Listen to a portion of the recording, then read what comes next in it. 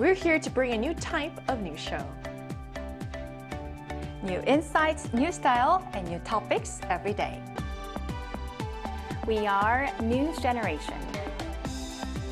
Bringing news just for you. It's Friday, October 17th here in Seoul. I'm Lee Soo-jin, and this is News Generation. Joining us today is Haeyeon. Hello, happy Friday! Happy Friday! So Grace is with us. Happy Friday! Happy Friday. Both are here to speak on behalf of people in their 20s and 30s. So we've already, or finally, depending on how you look at it, made it to the end of the work week. So after a long stretch of meetings, deadlines, and endless to-do lists, we can finally take a breather. And you know what that means? The perfect weekend for shopping, relaxing, maybe even a little indulgence is just around the corner. And as we've also arrived at the cusp of a new season, it's the perfect time to refresh our wardrobes and treat yourselves a bit. So tell me, have you both had your eye on anything you wanted to buy recently? Taeyeon, do you want to go first? Yeah, sure. The weather's been so unpredictable these days. Right. It felt like summer just a few days ago, and the autumn has just arrived overnight.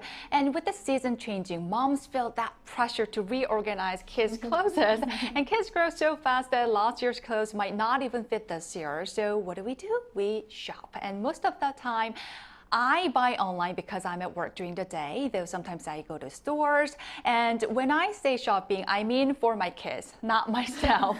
And I have a 5-year-old son and a 2-year-old daughter. And honestly, most of my spending goes to them.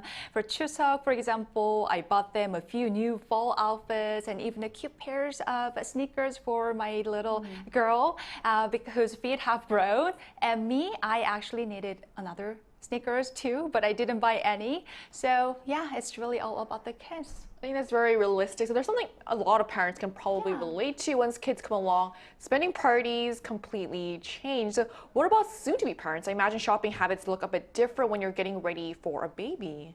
Yes, well, I happen to be one of those soon-to-be parents, and I'm about 4 months, thank you, into my pregnancy, and I can already sense that my priorities are changing, as I would normally be eye shopping for myself, but now I'm constantly thinking about what I need to buy for my future baby. And I'm guessing that this will continue to be the case, like Sayoung said, and it'll eventually be all about the child as time goes by. Lately, I've been researching on what a newborn would need, from clothing to bottle sanitizers to laundry detergent, and the list gets longer by the day. Well, that's so exciting. I can imagine you must be doing tons of research on what's best for your baby, and that shift in spending habits isn't just personal, it's actually shaping an entire market. So here's more on how young parents are transforming the kids' wear industry. So let's take a look at the screen to learn more.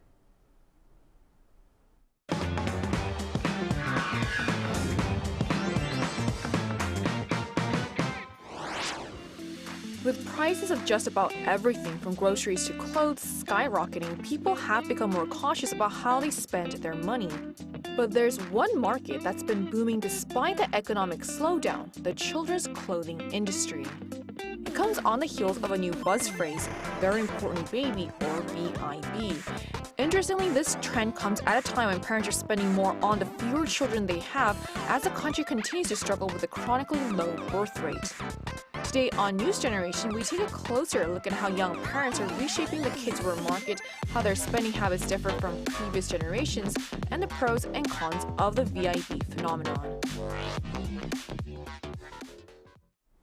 As we just saw in the video, being a parent these days seems to come with a lot more choices and a lot more spending as well. From premium strollers to designer kidswear, it's clear that parenting has become a whole new kind of lifestyle. And it's the parents themselves who are driving this shift. So parents these days are reshaping the entire kids market with their values, spending habits, and priorities. So how are they influencing the growth of the kidswear industry here in Korea? Well, these days, many families in Korea have only one child. Even having two is considered a big family, or it's called 다둥이 가족 in Korean, multi-children family. So we're seeing a clear trend, especially among millennials and Gen Z parents, to invest heavily in that one child. And they want to give their kids the best of everything, from education and experiences to fashion. And that's really fueling the growth of the kidswear market. If we take a look at the data on screen, screen, according to market research from Euromonitor. While the overall fashion market has remained sluggish, Korea's children's wear market has been steadily expanding, and its market size jumped from about $1.31 billion in 2020 to $1.88 billion in 2024. That's a 38% increase in just 4 years. So yes, even though adults are spending less on themselves, spending on their kids continues to grow. Because with the limited budget, you have to make a choice, right? Right. So while 38% increase in just a few years, that's really remarkable, especially when you consider that the overall fashion market has been struggling. Many brands are facing slow growth. It really shows just how much parents are prioritizing their children, both in terms of time and money. So with this level of investment, it's no surprise that parents are starting to be recognized for certain spending habits and trends. And as we saw in our VCR earlier, one of the most talked about terms is very important baby, or VIB. So could you explain a little more about what this term means, and are there any other buzzwords that have emerged alongside it, Grace? Sure. New words like very important baby, or VIB, literally refers to how young parents these days are not sparing any amount of money when it comes to spending on their children. Aside from the VIB crowd, there's also another trending style of parenting called babydigging. Now, this word is used to describe parents that dig amidst the vast amount of information that we have on the baby product market right now, to find the best possible items for their child, doing tons and tons of research on the web, on social media, and on community boards. I really love how creative these terms are, like VIB and baby digging. So it's amazing how parenting trends even come with their own vocabulary now. And the fact that so many new buzzwords are emerging really shows how seriously parents take baby shopping these days. It's not just about buying what's needed, it's about finding what's best. And that makes me a bit curious. Taeyong, how have the kinds of baby products parents shop for changed over the years? Are we seeing new categories or priorities compared to the past? Well, in the past, parenting expenses were mostly about essentials, things like diapers, formula, or hospital bills. But today, young parents spend much more on experiences and content. And parenting itself has become something to share and celebrate, from pregnancy announcements and gender reveal parties to first birthdays, or 돌잔치 in Korean. Almost every moment turns into social media content. And I remember posting both of my pregnancy announcements, and when I was expecting my second child, I did a gender reveal post that received so many warm messages because everyone knew how desperately I wanted a girl for the second child. And these posts, whether intentional or not, often promote a certain baby or family product. And many parents end up buying similar things, and in fact, a recent survey found that over half of parents in their 20s and 30s said social media posts from other parents influenced their purchases. So that's so true. These days, parenting feels almost like a shared project on social media. So every little milestone, from a baby's first steps to their birthday parties, gets shared and celebrated online. And while that can be a beautiful way to connect and document memories, I imagine it can also create some pressure. So when parents are constantly seeing other families posting what seems to be picture-perfect moments or showcasing the latest baby products, some might feel the need to keep up, to provide certain things or experiences for their own children, even if it means stretching their budgets a little bit. And that also seems to be reflected in how products that parents are buying have changed compared to the past. So what kinds of products are today's parents buying, Grace?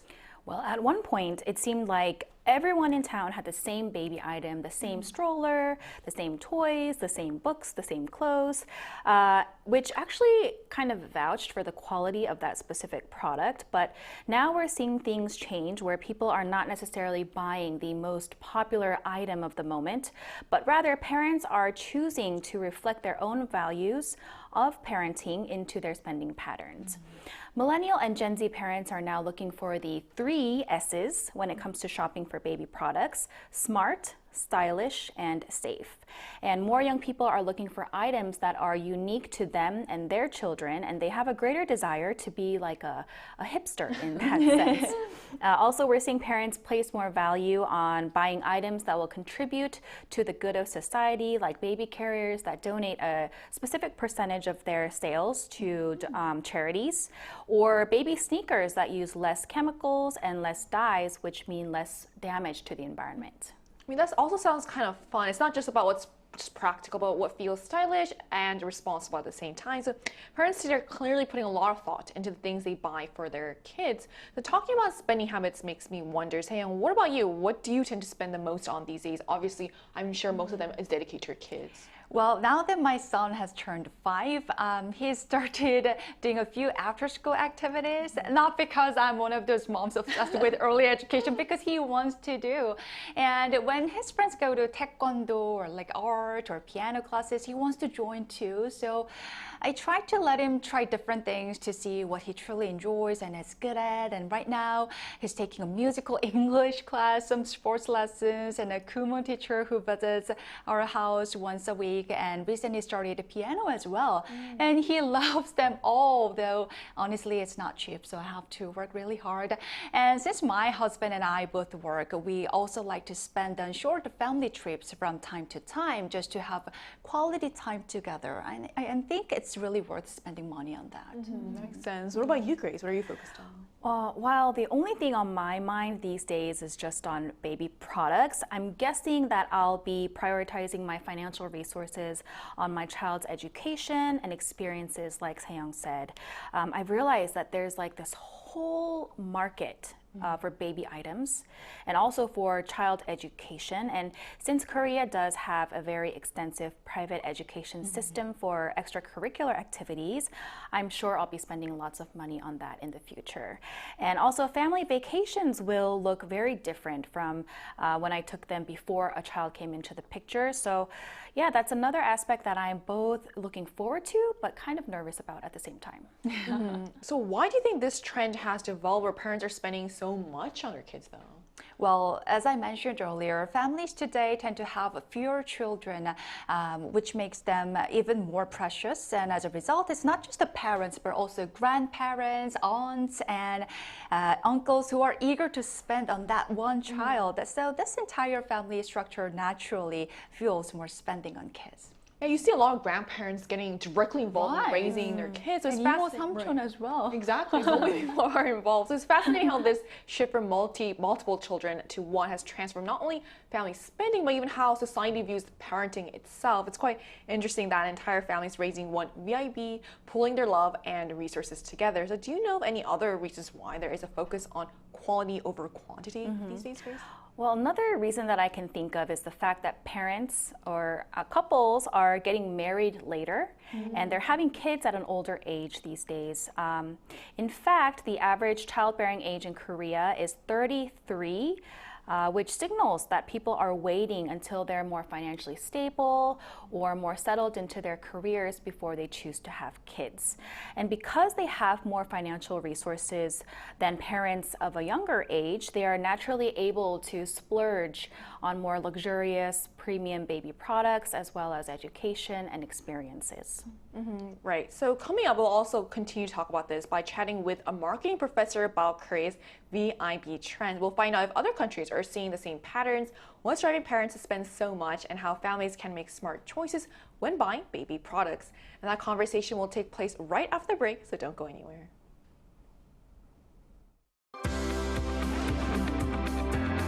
NewsGen wants to hear from you. Go to YouTube and search out Channel Arirang News. Click Posts and cast your vote in the poll. Make a new type of news with us.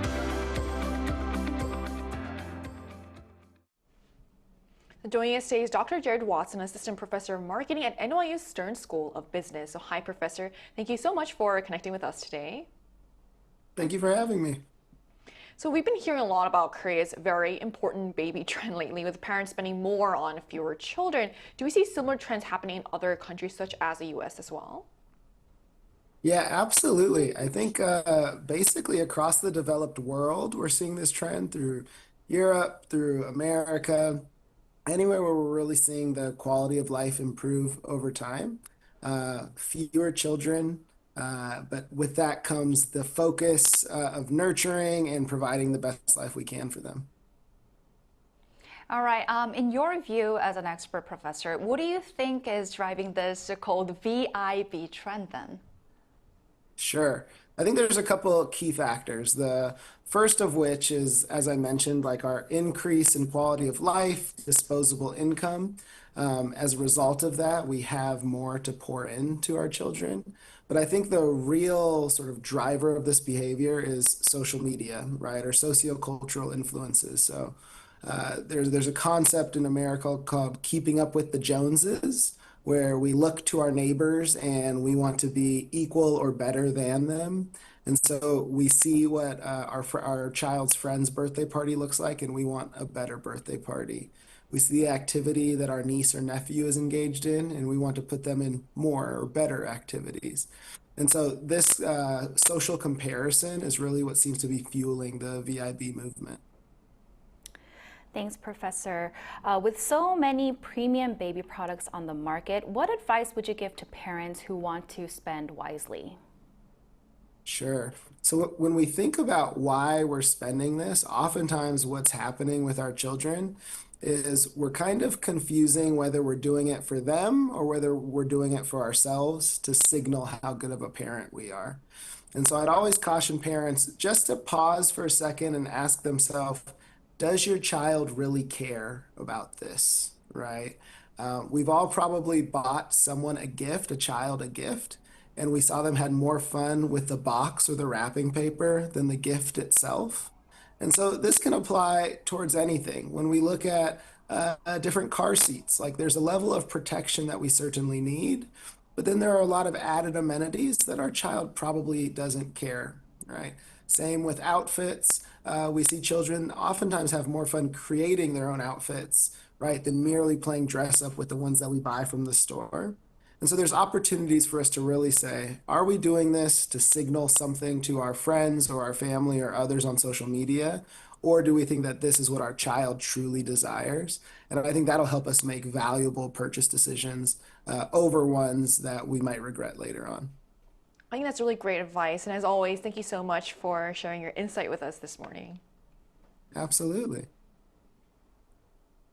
So we just talked to a marketing professor about Korea's VIB trend and whether parents in other countries are following similar patterns. It's really interesting to see how the way people spend on their children is evolving globally. And so far, we've explored how parents today are reshaping the kids market, the unique spending habits of parents these days compared to previous generations, and the factors driving this phenomenon. But of course, trends are one thing. What about individual families? So to get a sense of how parents are actually allocating their budgets, we turned to the Arirang News YouTube channel and asked our viewers, how much of your total household income do you spend on a preschool child? So let's see what they had to say here.